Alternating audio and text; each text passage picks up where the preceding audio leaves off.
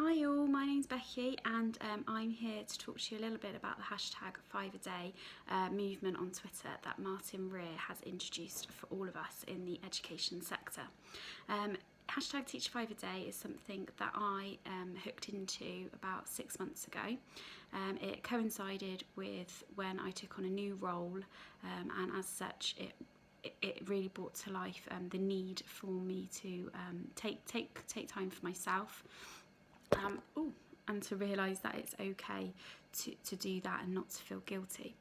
As I say, I hooked in about 6 months ago, and there were a couple of reasons why I took to Twitter in the first place. One of the reasons was I had recently, within the past year, seen a close friend of mine deteriorate quite quickly in the teaching profession. And it was something that was really hard for me to watch. Obviously, a close friend struggling is not something that you ever want to witness. So I wanted to prevent this happening to myself, as I'd stepped up and I'd taken on a new role. So coming from a primary background, I'm now head of year 7 at a secondary school. So a very big change for me. And I was probably more aware. Well, I was definitely more aware with what could potentially happen if I didn't have some strategies to allow me to cope. So that was the first reason that I hooked into Twitter, and then found hashtag Teach 5 a day and Martin Rear. Additionally, the second reason is that I'm currently a mentor to an NQT at my place of work, and I've seen a lot of her traits I can relate to, and I remember having when I was an NQT too. And I thought, right, if I could create a vlog or share any tweets or whatever with an NQT, so thinking about myself, what would I benefit from the most? And that was kind of the main two reasons why I took to Twitter. And I need to say, because I hope that you're watching this thinking, what is hashtag Teach 5 a day? Is it useful to me? I must say that hashtag Teach 5 a day has brought so much to me and my practice. It's allowed me to feel more confident. It's allowed me to keep up to date with the latest teaching practice going on in other schools. So as a result, then bettering my teaching, and really it's just allowed me to feel a lot more up to date, I guess, and I can relate to other people, and as a result I then feel more confident in my own practice day to day in the classroom and in meetings, because I know that what I'm saying I'm not alone in.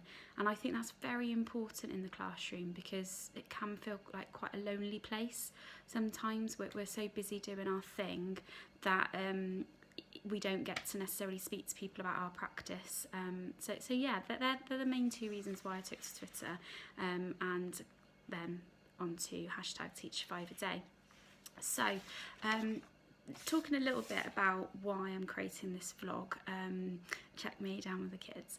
As I say, there are a couple of reasons, and the main one that sticks out to me is that obviously my friend deteriorated quite quickly in her profession, and as I said, it was very sad for me to witness that, and I would hate to think of anybody else out there going through a really hard time in their job, especially teachers, when we could all be doing something to help them. So I hope that if you're watching this, it's useful to you, and I hope that you're not watching thinking that it's patronising. I really don't mean it to be, so I hope that's not the case at all. Yeah, so there's a couple of things that I would say to myself 4 years ago if I had the chance. And the first thing that I would say is that it's absolutely okay and it's absolutely normal to have a rubbish lesson or have a rubbish week. It is okay, it is human, and if you haven't had it, then maybe you're a little bit abnormal. Not in a rude way, but I haven't met anybody since I've been teaching that hasn't had any of those moments. So maybe you are the Messiah that is walking between us. So hats off to you.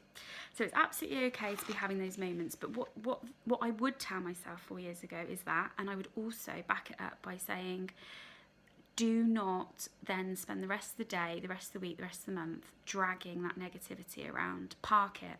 You've had it. You've had that bad lesson. Talk about it with yourself or with somebody in your team, which we don't do enough of. Not a lot of us like to admit that we've had a bad lesson, still for some reason, and I'm not quite sure why. Maybe we'll get to the bottom of that one day.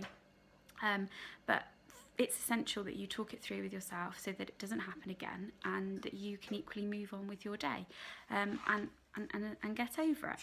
So that's the first thing that I would say to myself 4 years ago. The second thing is that because I've seen one of my close friends deteriorate quite quickly in her practice, I wanted to, as I say, take to Twitter, and I also joined a meditation course to allow me to practice that buzzword mindfulness.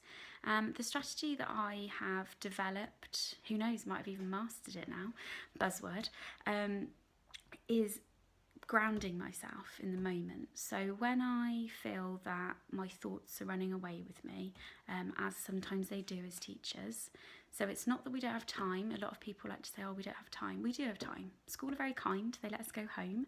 And then what we do with our evenings is absolutely up to us.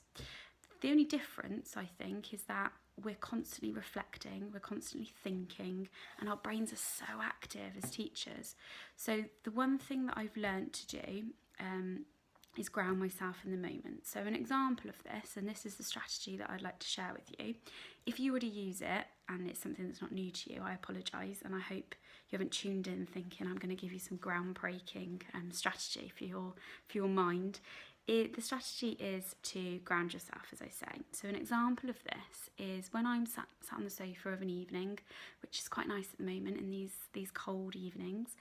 I have my scented candle. Always have a scented candle because and if I find my mind wandering, as it sometimes likes to do, creating lists, etc., I will come back into the room. And the way that I do that, not in a magical sort of sense, there's no Harry Potter-esque vibe going on here.